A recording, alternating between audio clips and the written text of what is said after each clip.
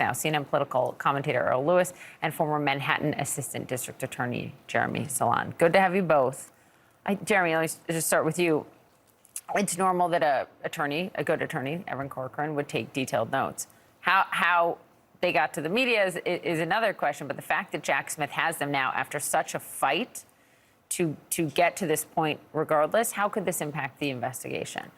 Well, on its face, people can think or assume that the president is just saying, hey, I want to fight this, and this is a reasonable conversation to have. It might be, right? We should give him that.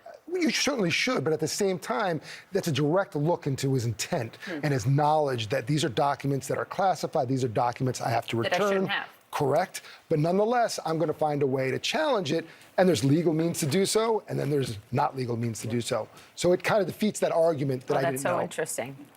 I wanted to ask about attorney-client privilege. I couldn't help myself when I heard that the notes of one of his attorneys was sort of in the hands of Jack Smith. Can they use that if they, if they deem, look, we got these, can't say how, but we have them? Well, you'd certainly raise it as a defense, but as we know, attorney-client privilege is defeated if what is going on is an attempt to either commit or obstruct the investigation of a crime. And in that case, he's right back where he started. So, what's really going to matter is what else went on in that conversation. It's one thing to learn that Donald Trump asked, can we sort of fight against this subpoena? But what else was said? What did the attorneys then tell him? How did he react to that? That's where it's going to start to get sticky, I think. Yeah, that's really interesting, actually. It's interesting because that's the defense Nixon tried to use, and then the Supreme Court said, look, you can only do this to a certain point, and when we're investigating a crime, you can't. Let's turn the table here on what E. Jean Carroll is trying to do after winning that sexual battery and defense case against a former president. She's now trying to open up an ongoing case to add more, Jeremy, of Trump's words in the CNN town hall defaming her into that. Do you think she'll be successful? As a matter of law, there was a determination by that verdict that his words were malicious and defamatory. And he doubled down and continued that. So it's not necessarily, well, let me take that back. It's amending that ongoing complaint that already started from 2000, from the previous complaint. Yeah.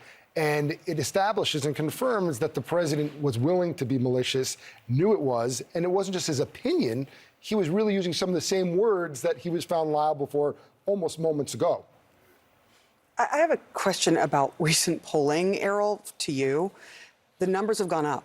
Even after even after the liability, the $5 million that he has to pay, according to the judge, E. Jean Carroll, you're seeing these numbers trend up. Why is that? Yeah, I mean, one part of it, a very core thing that you have to keep in mind is that most people are not paying attention to these things. And so in whatever capacity Donald Trump's name gets mentioned and he gets national exposure, it reminds some people, oh, I kind of liked him, or he used to be our president, or I might vote for him next year, something like that. And so you'll start to see some of those things play themselves out. Does it necessarily mean that people look at him favorably and think that this means that he should be president because he just lost another case or is been indicted criminally in New York City? I don't think so. I couldn't help this. I get a lot of sort of solicitation for money from all the parties because I've, as a reporter, gone to a lot of things. And so what you see sometimes is these cases being used as like, look, they're coming after me. Please give 5, 10, 25. I mean, it is being used as a fundraising tool. It is, and I use the term funny, but that's really not appropriate.